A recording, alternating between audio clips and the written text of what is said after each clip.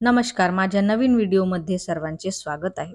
स्वामी विवेकानंद हे भारताचे महान संत, विचारवंत व देशाचे प्रेरणास्थान होते. त्यांचे विचार आजही तरुणांना ऊर्जित करतात आणि जीवनात दिशा देतात. चला त्यांच्याविषयी सविस्तर जाणून घेऊया. त्यांचे पूर्ण नाव व जन्म. त्यांचे पूर्ण नाव नरेंद्रनाथ दत्त. त्यांचा जन्म 12 जानेवारी 1863 कोलकाता. त्यांच्या वडिलांचे नाव विश्वनाथ दत्त आणि आईचे नाव भुवनेश्वरी देवी. त्यांचे बालपण व शिक्षण. स्वामी विवेकानंद बालपणापासूनच बुद्धिमान आणि जिज्ञासू होते. त्यांनी कलकत्त्याच्या स्कॉटिश चर्च कॉलेजमधून शिक्षण घेतले.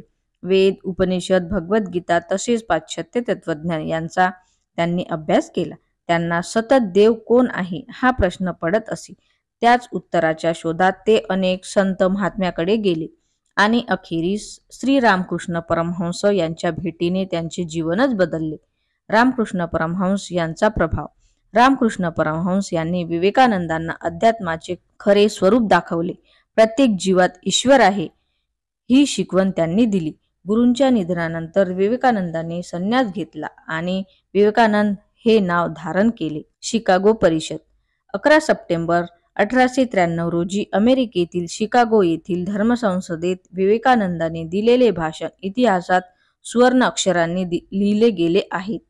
त्यांची सुरुवात होती sister and brothers of America या शब्दांनी संपूर्ण सभागृहात टाळ्यांचा गजर झाला.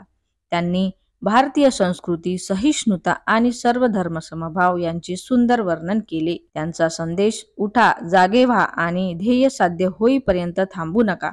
ज्या दिवशी तुम्हाला भीती वाटणार नाही त्या दिवशी तुम्ही खरे स्वातंत्र्य मिळवाल. ईश्वर मंदिरात नाही, तो प्रत्येक जीवात आहे. त्यांचे कार्य आणि योगदान. रामकृष्ण मिशनची स्थापना केली.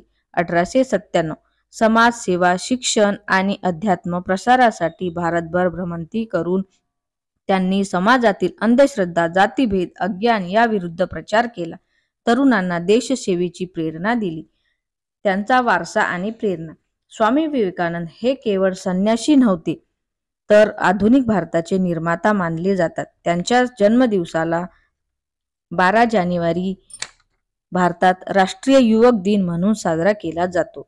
त्यांचे जीवन शिकवते, स्वतःवर विश्वास ठेवा, हा विश्वासच तुमचे खरे सामर्थ्य आहे. त्यांचा मृत्यू दिनांक 4 जुलै 1902 बेलूर मठ, पश्चिम बंगाल. केवळ 39व्या वर्षी त्यांनी देहत्याग केला. तर माझा व्हिडिओ तुम्हाला कसा वाटला ते कमेंटमध्ये नक्की सांगा आणि माझ्या व्हिडिओला लाईक करा आणि माझ्या चॅनलला सबस्क्राईब करा. धन्यवाद.